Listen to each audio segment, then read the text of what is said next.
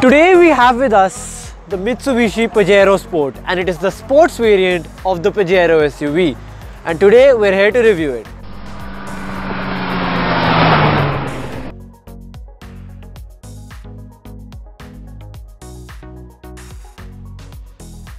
I would like to thank Chandigarh Autoz for lending me this car for a review.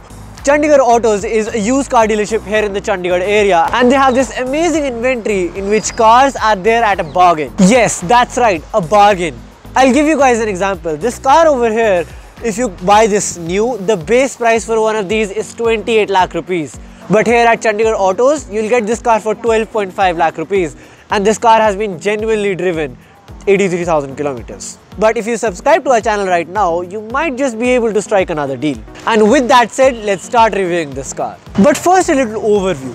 The Pajero Sports is manufactured by the Japanese manufacturer Mitsubishi, and like I just said, it's the sports variant of the normal Pajero SUV. The production of the Pajero Sport began back in the year 1996 in Japan, and here we are reviewing the 2013 model of this car. We'll start with the styling of the Pajero Sports from the front end and make our way to the back. The front end of this car has really aggressive styling with the Mitsubishi logo front and clear in the center of the car, along with which you have chrome grills and chrome slats. But the best part is that the grills have been really well integrated with the headlamps of this car. And speaking of the lights of this car, we have a projector headlamp setup along with halogen fog lamps. Now coming to the side of this car, we have 17-inch wheels in this car with massive tires which look very good. But the alloy wheel design is very simple, but that simplicity complements the car. Another great thing is that the ORVMs along with the door handles in this car have a beautiful chrome finish. And now coming to the rear of this car. The rear of this car is very clean, just the Mitsubishi logo along with the Pajero Sports badging. This cleanliness gives a very good look to the car.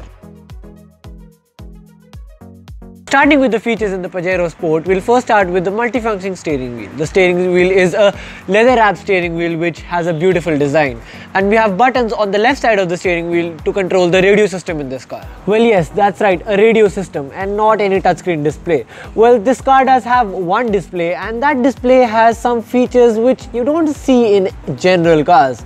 Well, I'll just show you guys. Right, so this is the infotainment display in this car, and I have to press this to turn it on. And when you turn this car on, first of all you get the time display, which is obviously incorrect right now.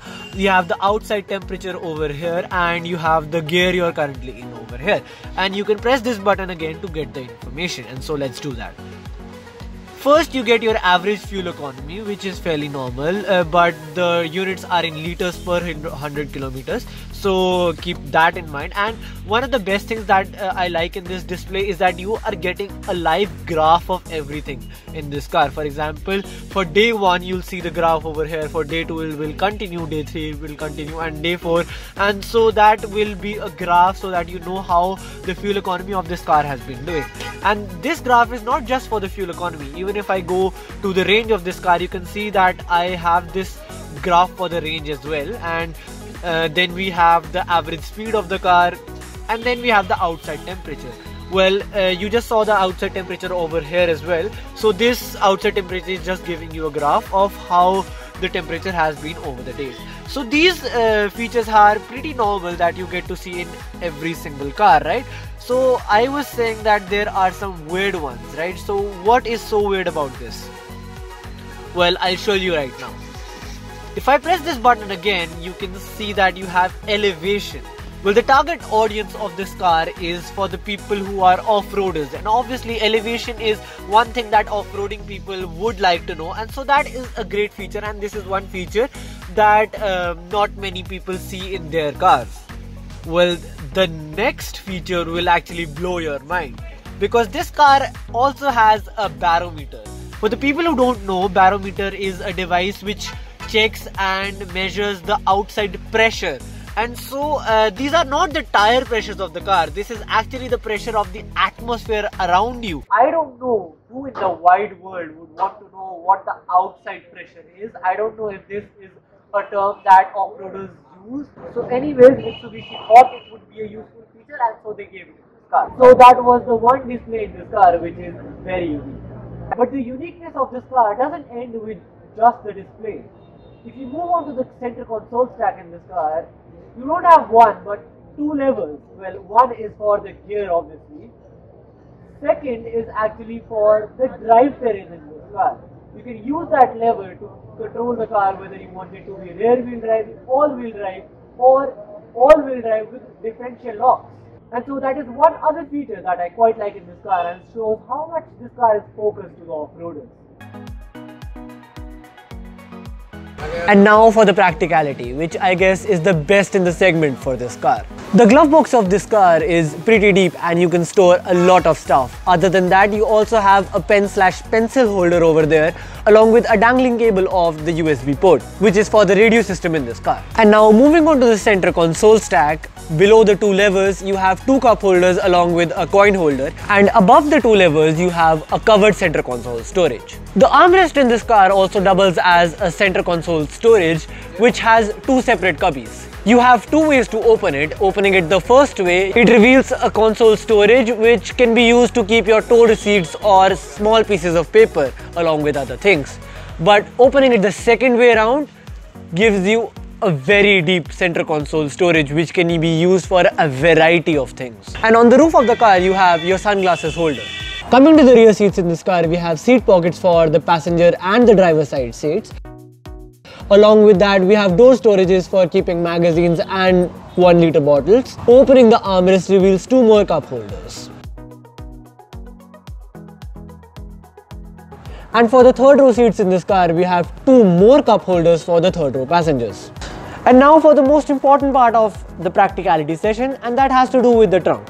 First, we'll talk about opening this trunk and then the storage space inside. To open this trunk, we only have one way, and that is using the handle given below the trunk. With the third row passenger seats down, as you may see, we have a lot of storage space in this car, which can be used for easily keeping around 5 or 6 storage bags. But when you put the third row seats up, the storage space is limited, and we'll show you that, but first we'll show you how to put the third row seats up. For that, all you need to do is just pull this small little hook on the back of this third row seat, and as you can see, you can easily put up the third row seats. But there is a problem with that as well. As you can see, there is no place for the person to sit. For that, you need to pull this seat down as well.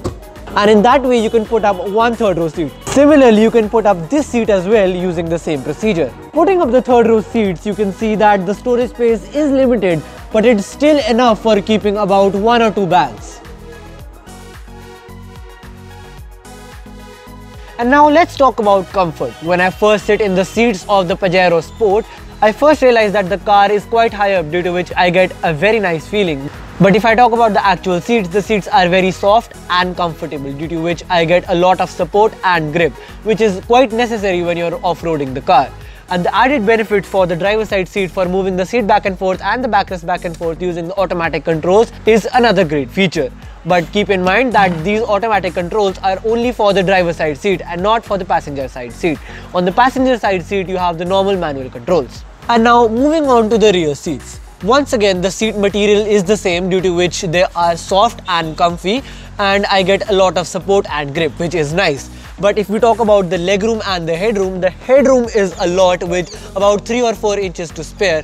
But the legroom in this car is a little bit scarce, with about 1 or 2 inches to spare, given that the front seat is actually adjusted to my position where I would normally sit, and I'm pretty tall, 6 feet 1.